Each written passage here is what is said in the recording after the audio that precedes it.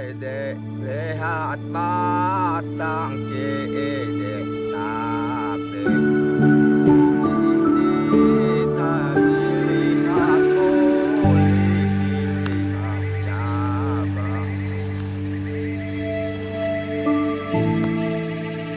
Kita ingin tahu pendapat Bung kayak gimana trik pendakian di Gunung Halau-Halau. Treknya lumayan juga ya, dan memang seperti sudah diingatkan oleh kawan-kawan di sini bahwa dari awal ketika saya bilang, wah kan sempat ngomong nih di desa, wah kayaknya cuaca bakal cerah nih. Nah dari kawan-kawan bilang nggak bisa diduga karena di hutan di sini selain dia rainforest ya hutan hujan, tapi saya tidak menyangka bahkan Furki aja sampai bilang bahwa hujannya tuh langsung mendadak. Nah itu ekstrim yang membuat pendakian itu jadi sedikit berat adalah ketika kita udah ekspektasinya wah cerah nih mau jalur berat juga oke, tapi ditambah hujan, badan berat, terus habis hujan licin. Nah itu jadi sebuah tantangan tersendiri lah.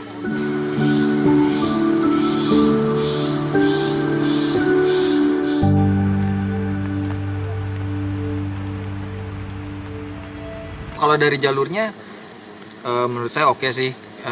Tapi untuk kawan-kawan yang baru, menurut saya ya, maksudnya bukan gimana ya, yang baru mau memulai mendaki, lebih baik jangan langsung ke sini. Maksudnya lebih baik coba yang lain dulu. Karena memang saya rasa trek yang seperti ini tuh bukan cuma menjatuhkan fisik, tapi juga kekuatan hati kita. Kadang kekuatan fisik kita aman-aman aja, tapi hati kita udah keburu drop karena ngeliat dari jauh kan, naik terus. Apalagi beberapa tanjakan dari pos 3 sampai pos 4 curam sekali. Nah mungkin kalau kawan-kawan kesini saya ingatkan saja treknya itu bukan cuma melemahkan fisik tapi melemahkan hati kita. Jadi kuatkan dulu hatinya. Kita sebagai pengelola dari Gunung Halau-Halau atau Pok Darwis, gimana nih buat ini untuk kedepannya harapannya dan himbauan buat para pendaki yang lain-lainnya agar tetap ini kayak lestari lah, pokoknya jangan sampai kita meninggalkan kayak bekas-bekas gitu. Iya itu sih mungkin tapi kalau dari kelompok sadar wisatanya sih menurut saya udah baik ya.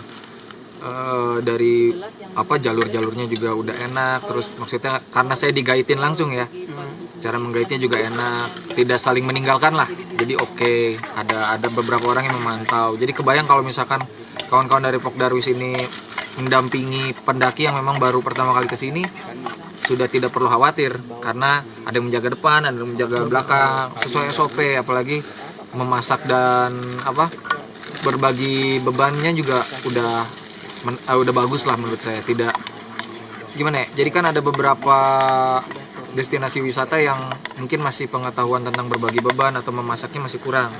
Kalau di sini udah sesuai standar lah menurut saya.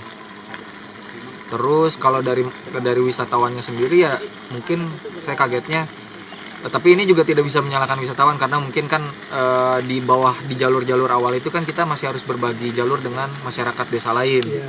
Nah mungkin aja ada ketidaktahuan bahwa membuang sampah sembarangan itu tidak baik. Jadi mungkin kalau bisa sih lebih digalakkan saja tentang larangan membuang sampahnya. Maksudnya kan pelarangan itu saya lihat cuma di awal aja gitu. Masyarakat Indonesia kadang beberapa masih butuh disentil gitu.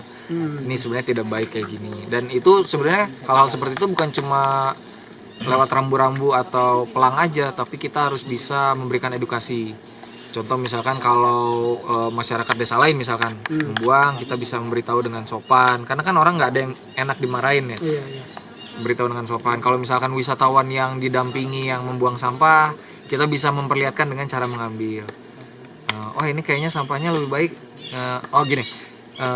Mas, daripada nanti sampahnya dibuang, lebih baik kesayakan saja, nanti saya yang bawa. Nanti kan dia ada rasa malu sendiri. Siap, boleh. Oke. Bisa disiasati lah menurut saya. Tapi yang paling penting itu sebenarnya sampahnya nggak banyak sih, tapi ada di beberapa tempat aja. Nggak yang full gitu kan, nggak cuma ada di 1-2, dan itu saya lihat kebanyakan di jalur persimpangan mungkin desa lain atau bagaimana. awareness-nya aja sih, kesadarannya aja lebih digalakkan. Oke. Jadi untuk harapannya Gunung Halau-Halau ini tetap aja ya. Semoga Kalau dari saya nih ya. harapannya, kalau dari saya harapannya ke depannya saya rasa setiap masyarakat desa yang masih menggantungkan mata pencariannya dari daerah wisata, itu pasti juga ingin daerah wisatanya dikunjungi banyak orang. Tapi yang kita jarang sadari adalah ketidaksinergian antara yang mendatangi daerah wisata dengan kesiapan masyarakat lokalnya. Nah, mungkin kalau dari saya harapannya adalah ketika, jadi gini loh, kadang kan orang-orang suka bilang, ini mah takut nanti kalau udah diangkat jadi video nanti banyak yang datang. Nah, mungkin ketakutannya bukan banyak yang datang, tapi harusnya ada kesiapan, berimbang. Ketika banyak yang datang, masyarakat lokal juga sudah bisa mengimbangi. Bagaimana caranya kesadaran soal sampah tadi, atau lebih dikaryakannya masyarakat desa untuk mendampingi ke atas. Jadi kan bisa lebih banyak lagi orang yang, wisatawannya dari yang tadinya cuma 10 orang per hari jadi 100 orang.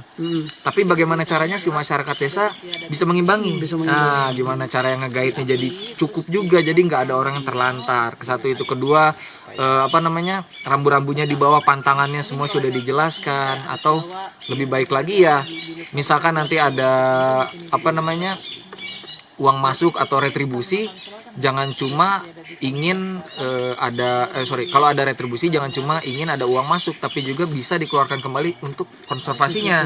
Misalkan uang ini nanti untuk pengelolaan hutannya, untuk bagaimana kita bisa bergotong royong untuk mengambil sampah.